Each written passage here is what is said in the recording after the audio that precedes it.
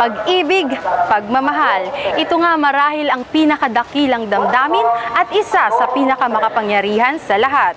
Marami na rin ang nagiging simbolo nito para lang mapatunayan na mayroon ngang forever.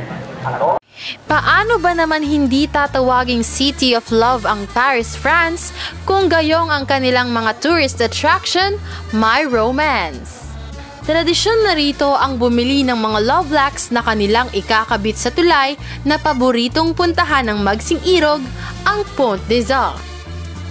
Sa ngayon, ang ganitong pakulo ng Paris ay ginaya rin sa iba't ibang parte ng mundo. Nandito ang love locks sa Cologne, Germany, and Seoul Tower, Seoul sa South Korea, Moscow, Russia, Mount Huang sa China, Banja, Serbia, Prague, Czech Republic, Rome, Italy, Slovenia, at New York sa United States. Kung sumikat ito sa Paris, hinding-hindi rin magpapahuli ang Pilipinas. Kung gusto niyo lang naman ang magkabit ng mga kandado tulad sa tulay sa Paris, pwedeng-pwede na dahil dito sa simbahan sa Baclaran o mas kilala sa tawag na The National Shrine of Mother of Perpetual Help, makikita niyo na ang samut-saring mga love locks. Kadalasan, matapos magsimba ay dumarayo sila rito upang kumuha ng litrato at magkandado malapit sa rebulto ni Santa Teresita. Sadyang nakakatuwang pagmasdan ng mga love locks na makikita nyo rito.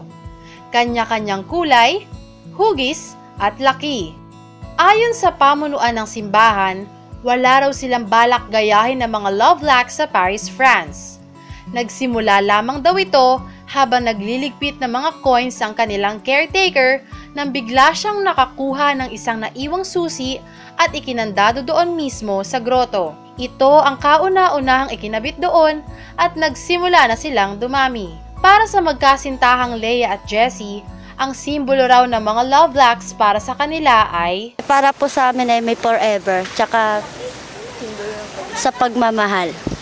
Ngunit hindi lang para sa magkasintahan ng mga love locks. Mula pa Naik, Cavite ang magkakaibigang Juday, EJ at Shingsu upang bumisita rito sa simbahan sa Baclaran.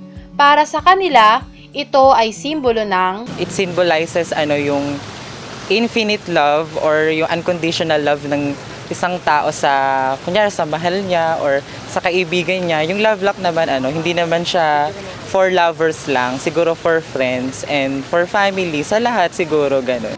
Upang mas maliwanagan ang ganitong klaseng pangyayari, ipinahayag ng isang propesor sa kasaysayan na in the case of Baclaran, we could interpret it into another way, like a religious way. No? It symbolizes of the devotion to the Our Lady of Perpetual Help, which is the patroness of the Baclaran Church. So it could be a symbolism of their promise to God, but not necessarily a love of a love in the matter of two couples becoming one or such. So this might be a more religious love on the matter. However, in the case of Baclaran as well, if this is a phenomenon that is independent of what is happening in Paris and France, then this is something very unique to some extent. Siyempre, ayan, hindi rin tayo magpapahuli dahil meron din akong dalang sariling padlock. So ngayon, magpapadlock tayo dito at yun.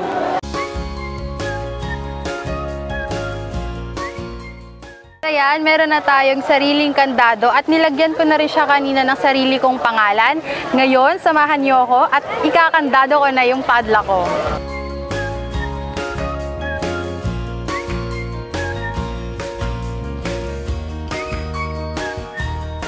So ito yung susi. Sa ngayon, hindi ko muna siya itatapon doon sa pond dahil saka na lang pag bumalik ako dito at pag meron na akong kapartner na isusulat dito sa padlock ko.